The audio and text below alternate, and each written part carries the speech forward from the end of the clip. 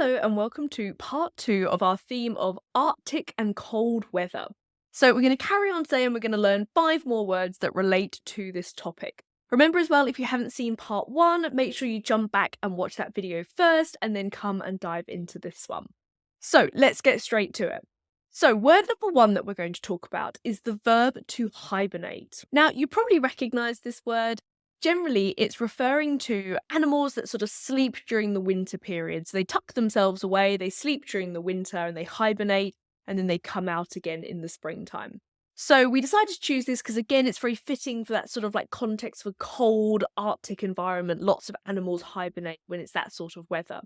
So if we were going to use it in a sentence, we could say something like, bears hibernate during the winter months to conserve energy and survive the cold. So the next word is the noun glacier.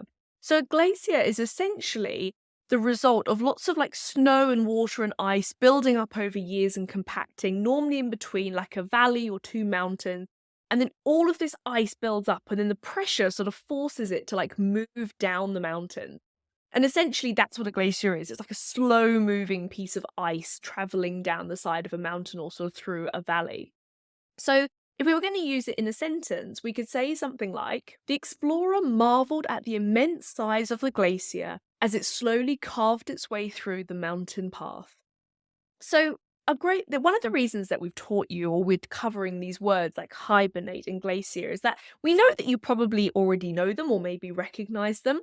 But it's about sort of thinking about how can you use those words and then maybe use them like more creatively in your creative writing. So this is something inside the 11 Plus English Club this week. If you remember, you're going to see some resources coming up as well about like how you can use this vocabulary with things like synonyms and metaphors and personification, like all the different language devices. And we're going to be talking about like how to incorporate this type of like words like hibernate and glacier into even slightly different contexts, but using it as language devices and comparisons. So if you want to learn more about that, remember, always come and check out the 11 Plus English Club. We do so much more behind the scenes on top of teaching you the vocab in these videos here as well. Okay, let's dive into our third word. So our third word is the adverb eerily. Now, this is often used in the context of like spooky or scary things, but we do think it could be quite fitting for like cold environments as well. So eerily essentially means something that's almost like a little bit unnerving, maybe a bit mysterious, a bit supernatural. So it could be a really good word to use when describing those sort of like barren lands like the Arctic tundra like we talked about in the first video. So if I was using it in a sentence, I would maybe say something like, the town appeared eerily quiet with no signs of life anywhere.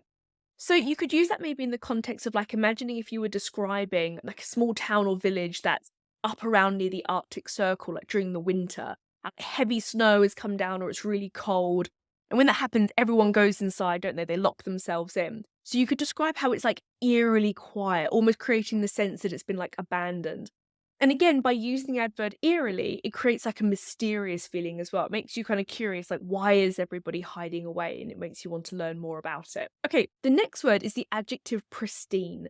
Now, again, we can use this word in loads of different contexts, but it is quite fitting when talking about like an Arctic kind of environment.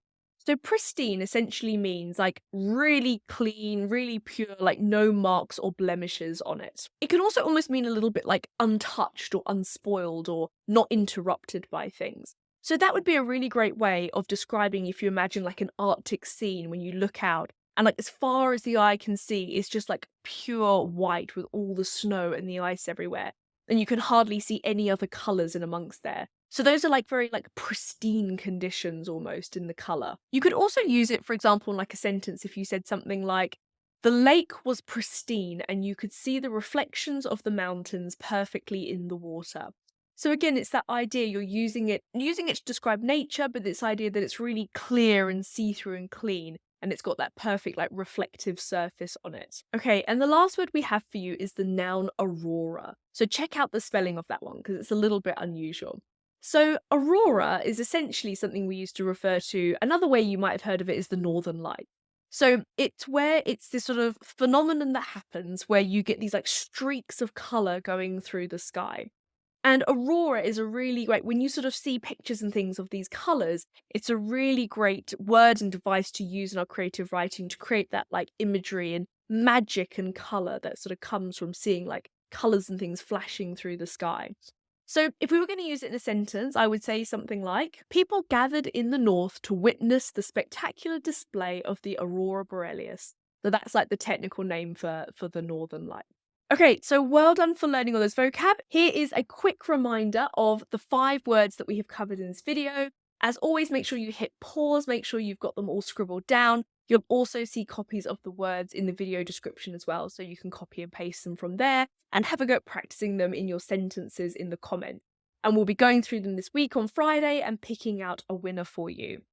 Now, just a quick reminder as well, if you want more practice with this vocabulary, you want some expert feedback on how to use it in your creative writing, how you can kind of incorporate this language a lot more into like your comprehension skills and creative writing skills, the 11 Plus English Club is definitely the place to come and practice this. So next week, as I mentioned, it is half term. We're going to be running a series of little workshops and quizzes and just ways to help you practice your English skills and become even more confident with using all this vocab, as I say, both for comprehension and creative writing.